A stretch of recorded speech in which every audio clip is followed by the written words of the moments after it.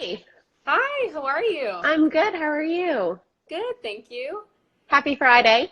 Uh, I cannot believe it's Friday. The weeks weirdly go by faster in quarantine. I feel like when it's Thursday, I'm like, it felt like it was just like Monday or Tuesday. And I feel like when I'm in the office, the weeks go by slower. I don't know. It's like a weird time warp. Absolutely, yeah. No, I feel the same. And I think it also depends on what week we're talking about because sometimes some days feel super long and then other days feel super short and then some days I have no idea what day it is. Totally. I feel like the first 2 weeks of quarantine as we were easing into things just like flew by. Our managing partner was like, can you get the whole team set up on Zoom? And then like we were trying to dissect the whole CARES Act and the Paycheck Protection Program. And I was like, things are going so quickly and I don't know what all of this is. But things I feel like have finally slowed and calmed down a bit. Yeah. Yeah, exactly. I think it's been really nice to just ease into it, but generally speaking. But yeah, I'd say that a lot of people are feeling a little bit better about the changes and getting into the rhythm of things. So Yeah, for yeah. sure. Yeah, my husband and I have a dog who's almost a year old, and she like forces us to basically be outside because she obviously needs to go to the bathroom. She requires exercise. So it's kind of been a blessing in disguise that we're able to take her to the park in the morning. It's so empty in Central Park. It's almost eerie. But it's definitely really nice to get that time outside every day. Oh, that's so nice. Yeah. Yeah. I live by the stock exchange, so I try to not go around there and go and see the water or go to the park. Like Battery Park is really beautiful. So um, yeah, just trying to stay away from like the stock market. Yeah. Oh my God. I know. I just feel like it feels so empty. Oh, my mom joined. Hi, mom. She's Hello. probably talking to the video thinking that she can talk back. Aw, we can hear you. So what we're going to do is I want to go ahead and get started. I know that people are going to be trickling in and out as we speak. It's lunchtime. A lot of people are also in the West Coast. So usually what happens is people will come in and ask their questions. And anyone who's on the line, if you have any questions, feel free to type them here. We're going to have some questions for Stephanie. Do you prefer Steph or Stephanie? Honestly, I either works. So whatever rolls off the tongue more easily. Awesome. Yeah. So we'll have some questions for you, and yeah, just send us your questions. And today we're going to be talking about one. Let me just introduce the Corporate Diary. The Corporate Diary is a video series and a blog where I interview women in male-dominated fields, and we talk about what it's like to be in their respective realms of business. So we've traditionally spoken to a lot of women in venture capital or in who have founded companies, actually early stage companies, either women in banking. So today it's really, really wonderful to have you here because you're the director of platform at one of the largest early stage VCs in the world. When I think about early stage companies and exciting startups, I think Lerer Hippeau. So it's super great to have you on here, and you have an incredible background. Would love to learn a little bit more about you and what it's like to be supporting some of the most exciting brands like Glossier to Casper to Cotopaxi. I mean, I can go on, but yeah, would love to learn a little bit more about what you do as the director of platform.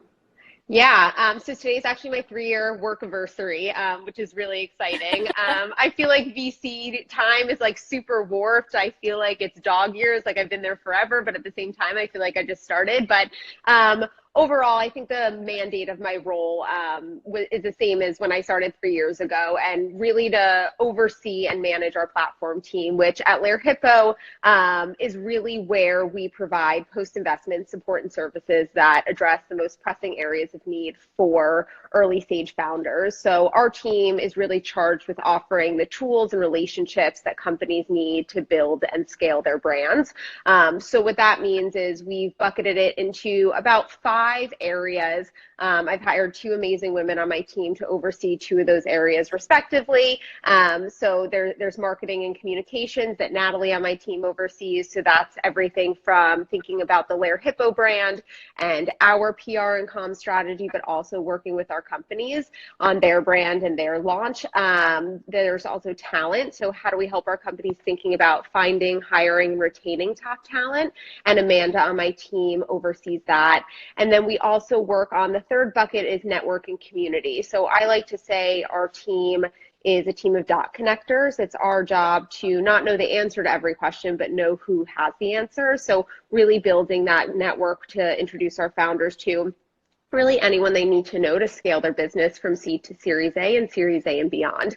We also run a ton of events for our founders. So you mentioned a few of our companies, Glossier, Casper, Cotopaxi. We have about 250 active portfolio companies, and with that comes about 400 founders.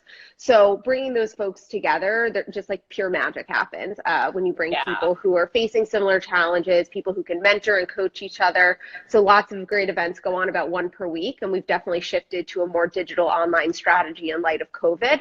And then the last bucket is just general portfolio resources. So that's everything from vendor discounts to our vendor database, to any best practices, playbooks that we put together. So that's how I like to think of my role, and then also my team. That's incredible. Thank you for summarizing those buckets. And I'm sure we're going to get into them a little bit more because they're quite diverse in nature. But I can see how people's different backgrounds can lend themselves to succeed in that role, and to be fluid amongst different backgrounds. So would love to learn a little bit more about or dig into the challenges. So as the director of platform, you are responsible for supporting these founders. So about 400 founders in the portfolio that are seeing challenges, and that could be either legal, marketing, or community-based, so forging connections with these types of founders and their communities. So right now, with what's going on with the pandemic, I'm sure that work has been quite incredible, and supporting these founders that are, from an early stage, they need more help, they require more support to get them and support them through, I guess, the early stage of that business. So can you summarize maybe the challenges and obstacles that are being faced more so right now, if you could think of buckets?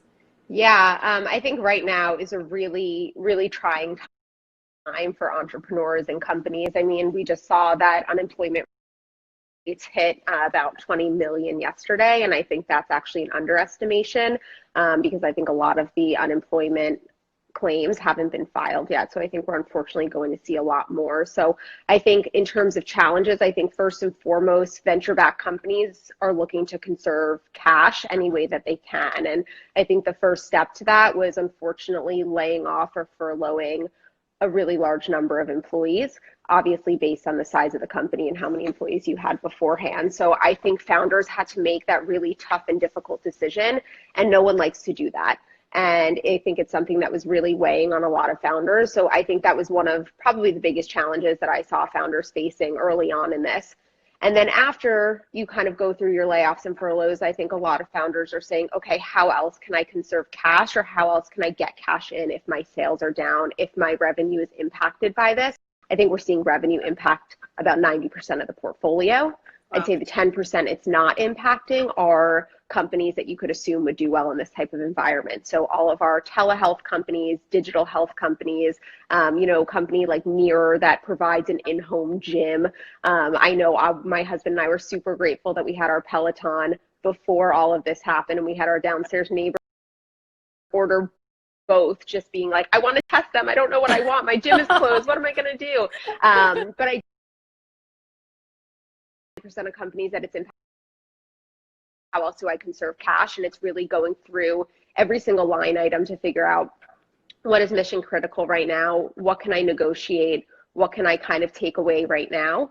And then I think companies are also really facing a challenge with, how do I talk about my business? I think we've all seen our inboxes just blow up with sales. I heard about some email that was sent yesterday, not from one of our portfolio companies, from another company, that basically tied a sale to like the $1,200 stimulus check. So I think like people are coming off, you don't want to be predatory in this type of environment. I think companies want to make sure that they're coming off as authentic and true to themselves, but also realizing that it's not business as usual. And then I'd say the last bucket is fundraising. I think that yes, VCs are open for business, but I think VCs for the last couple of weeks have been laser focused on helping their current portfolio companies versus deploying more money, or new money, I should say. But with that being said, I do think we've seen a lot of companies get creative with, okay, if I need new cash to come in, instead of raising a new round, maybe I'll open my old round and my previous round to get investors in. So we've seen that actually work pretty well for some companies, which I think is a nice tip and something to think about if you're looking to raise additional money, but are having trouble raising an up round. That's incredible. I didn't even think that you could do that, or I didn't think that that would be a strategy. It's really interesting that are numerous companies doing that. We are seeing a good amount of companies doing that. And we're actually, I think as a fund, we're also interested in doing that. If there are companies that maybe we didn't invest in a couple months ago and they're looking to raise more money and we're excited about the business plan now and we're excited about the company, we're kind of revisiting kind of their last round to think about investing in that. So I think we've seen a lot of VCs doing that. That's awesome. Yeah. Are there any kinds of product shifts? So what I see now in terms of certain industries or maybe certain products that lend themselves better to what's going on, I mean, no one could have really either predicted or I think prepared for what's going on. And some businesses, for example, hospitality, just don't lend themselves to be malleable enough given the circumstances to find ways to survive and not only survive but thrive in this environment. But then there are companies like Peloton, for example, or Mirror that have this physical and digital nature to them that lend themselves to say, okay, let's just shift the business here so that we can put more money into the online or digital space versus the physical aspect of the product. What kind of insights or predictions can you make in terms of how companies are going to be having to shift the nature of their business, whether it's from a product standpoint or maybe just how they go about their industry? Yeah, I think a mentor of mine who's actually been in the VC space far longer than I have, when things started to take a downturn, I was on the phone with him and I was like, what's going to happen? Is like all of my carry going to go to nothing? Like, our company's going to survive? Am I going to be out of a job? And he was like, take a deep breath. Yeah. And the main thing to know is that the VC industry usually lags about 9 to 12 months behind the market. So I think we're actually going to see a lot of kind of the ramifications and changes probably towards the end of the year. But I think something we will see in the broader market is, how is consumer behavior going to shift and who is going to build companies around that? I mean, I think of a company like Megababe. They do kind of like clean they're not in the portfolio. I try to mix portfolio companies and non-portfolio companies, kind of like women's first, like personal care brand. They have hand sanitizer, like clean hand sanitizer, and it's obviously been booming. But we also think about kind of like real estate and retail, and how are those companies going to look? What will stores look like? So I unfortunately don't have the answer. I wish I did. If I did, I probably, I don't know, I'd probably be getting paid a whole lot of money to tell everyone what was going to happen. But I really think we're going to have to see companies adapt to kind of what consumer behavior will look like. And unfortunately, I don't know what that's going to look like. I don't know when we're kind of going to be out of quarantine and when we're going to be kind of out and about going usual actions. Okay. Yes, I can hear you fine. One of my teammates was like, turn off as many Wi-Fi devices as you can, like before this starts. And I like turned off my computer. I was like to my husband, I was like, can you turn yours off too? He was like, no, I have to do work. So it might be my end too. No, I'm sorry. Yeah, my Wi-Fi has been so spotty, so I just turned on my data. I forgot to No. do that. I apologize.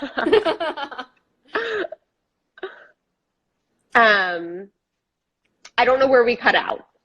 We were talking about how, I mean, so you said that you cannot predict the future, of course, but I thought your insights were incredibly helpful because even from your mentor to say something like the VC lens will, or the VC industry lags 9 to 12 months, you know, that's really helpful for us to see from like early stage companies to know that, hey, like the world isn't ending right now. And it's also a component of how are people and how are consumers viewing this? So if consumers, and I think we've learned, like history repeats itself, like this is not the first time that, you know, the economy has some rough edges. It is the first time that I think like from a global standpoint, we're all kind of hit at the same time or at similar stances. But I think it's interesting to see how consumers now with an e-commerce and an online perspective, they're kind of like more knowledgeable in terms of personal finance and how the economy sort of survives off of continuous spending and obviously being smart about your expenses, but not panicking, right? So that's a way to continue supporting early stage companies, the economy in general, and yeah. There's actually a really interesting kind of just like image in the Times. They wrote this article about kind of what industries are seeing more spend and which are seeing less spend. And obviously, you know, the online grocery stores, the Amazons of the world, the kind of telecommunications, all of that, and kind of where like the airline industry is and retail and all of that kind of going into the red. So super interesting to see kind of where that nets out in a couple months and kind of what new companies are built off of that. Yeah, exactly. And how to diversify even your own offerings. Like when I was thinking about the Six Flags or Disney, at least Disney they have so many businesses, and so they are in telecommunications with Disney Plus, or they have so many online games, and it's not just the parks that they rely on. So because their parks are closed, they can put a little bit more money and investment into their digital companies. Yeah. So would love to chat more about your own personal achievements. I mean, you come from a talent acquisition background, if I'm correct. Yep. Can you tell us how did you go from working in the talent acquisition space and talent in general, community building, to VC? Because you were in tech, you were working at a startup originally. You then worked at Workbench and grew the team there, did really well there, and now you're in VC. What kind of led you to make that transition? Yeah, so I joined AppNexus right out of school, which is the talent acquisition role you were referring to. And at the time, they were a 300-person startup. And by the time I left, we grew to 1,100 people. So I think that really gave me a front row seat in terms of startup growing pains and what happens when you go from a startup to basically a mid-sized company. And my experience there really taught me to be a people-first operator and how important people were to an organization, whether it was kind of subject matter expertise, whether it was leadership and management, whether it was growth and kind of like product stuff. So I really think I got that great experience there. And then towards the end of my time, I mean, you're 2.5 years out of school, and at that time you think you've been working forever. It's so funny. I like look back on me then, and I didn't want to get pigeonholed into campus recruiting, and I didn't know what I wanted to do next. And I actually stumbled upon a posting at Workbench, which is an enterprise tech VC firm. And I actually, the general partner who hired me there actually pulled up my cold email that I sent to her back in 2015 when I was looking for a new role. And the role at the time had aligned really well to what I was doing at AppNexus. So it was all about kind of community building within the Workbench portfolio. It was all about kind of like communications and program management. And then there was also a talent piece. So it actually aligned really well to that. And I was actually only at Workbench for 1.5 years before Lerer Hippeau had reached out to me, and they were like, hey, we want to hire you for this role. We love what you're doing at Workbench. And I was like, who, me? And they were like, yes, you. So jumped ship and joined the team there. but I think that this platform role, I think that there are kind of a ton of similarities between talent acquisition, especially with campus recruiting, with the program management, and the hiring and talent piece and the community building piece between kind of interns and new hires class. It has a lot of similarities to kind of what you do in the platform role, except in the platform role, it's with founders, it's with executives at startups. So I actually think it kind of set me up nicely for that job, but it wasn't so black and white and crystal clear that VC was something that I would end up in or something that I necessarily was looking to do. I actually kind of just fell into it. Amazing. Yeah, I think because Lerer Hippeau is such a great company and how diverse it is. When you think of team, looking at the team, it's so diverse and gender balanced, and that's not something that you come across in VC in general or in finance, traditional finances in these more director or principal type of positions. So yeah. Whenever people on the corporate diary or friends of mine, a lot of them are either looking to take operating roles, but they wonder, am I going to be able to go into an investment role within VC? Or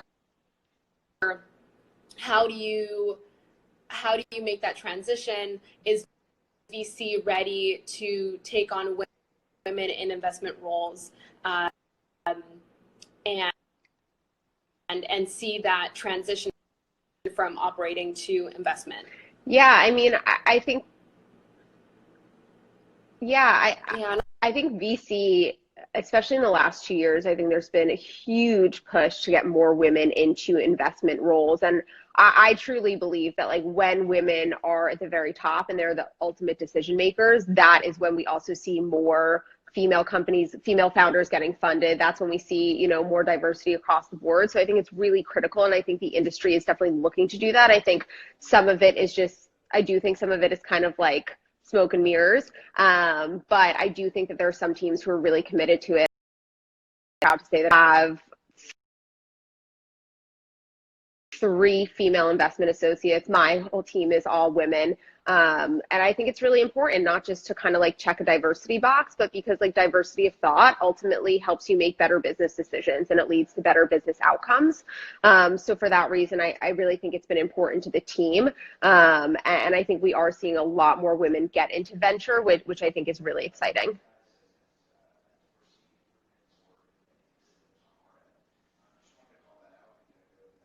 Did we cut out again?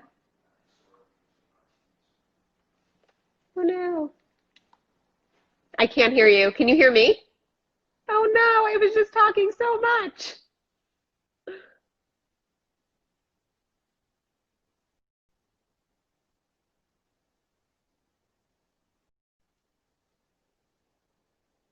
Anything? No.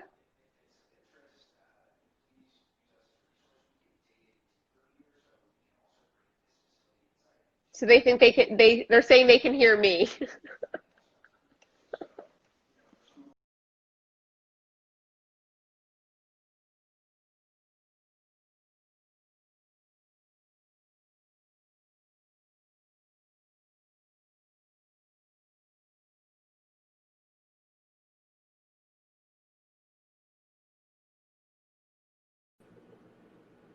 Fem Street is here. Hello. Hi, Veronica. Okay, we're back. Hi. Hi. Yes. Okay. I apologize. Third time is the charm. No worries. We are rolling with the punches here. Yes. I think, sorry, were you able to finish your thought? I know everybody could hear you except for me. I think everyone heard me, but overall, my take was, I think now more than ever, I think there's been huge initiatives to get more women into investing roles. I think Lerer Hippeau has prioritized it. We have fantastic women on the team. To your point, we do have great gender diversity on the team. And I think at the end of the day, that kind of diversity leads to better business outcomes. So it's not just like a check the box thing. It's actually a good business decision. Amazing. Thank you. Yeah.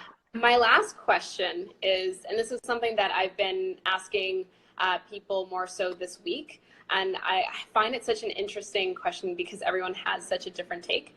So would love to learn from you. What is a change in the world from a female perspective, whether that's how women treat each other, or how the opportunities in the workplace, in the realm that you're in, mentorship, whatever it may mean to you. Yeah, What does that to see? I think there are two things. One in terms of like the macro, what I want in the world, and two in terms of kind of women interacting with each other in the workplace. For the first one, I really want to see more women at the very top in decision-making positions. I've been like loving the image where they show kind of the countries who have female leaders and how they're kind of faring better in light of this pandemic. And that's not like a gotcha moment, but I think it is a kind of like women, when women are in positions of power and are the ones making the decisions, like good things happen. And I just think, that women feel a greater sense of kind of inclusivity and belonging, I think, when there are more people who look like them at the very top. And I think that goes for any type of diversity. So definitely want to see more women at the top in decision-making positions. And I hope all women know that it's not a zero-sum game. There's not only one position for women, and there's not only one person who can fare well. I really think like kind of all tides kind of rise together. So I think that like kind of the more we help each other, and the more we push each other to succeed and kind of help get each other in positions of power, like the better everyone will do. So those are I think my two pieces. That's amazing. That's really good. And if you can share that those stats or that article on how women leaders in different countries, how those countries are doing better in terms of dealing with this pandemic, that'd be amazing. That's so cool. For sure. Yes, I'll shoot you an email with it. Awesome. Thank you. Well, I know that we're at time, and I really, really appreciate you taking the time to join us on the Corporate Diary to chat with us here, and not only talk about venture capital, what your role is as director of platform, but also your female perspective. It's super helpful, and I think early stage companies are just when they hear the name Lerer Hippeau, it's just so incredible. So thank you so much for taking your time. What we're going to do is, of course, thanks for having me. Hopefully we can meet in person. Sure to save these videos. I'll compile them together can watch after this live.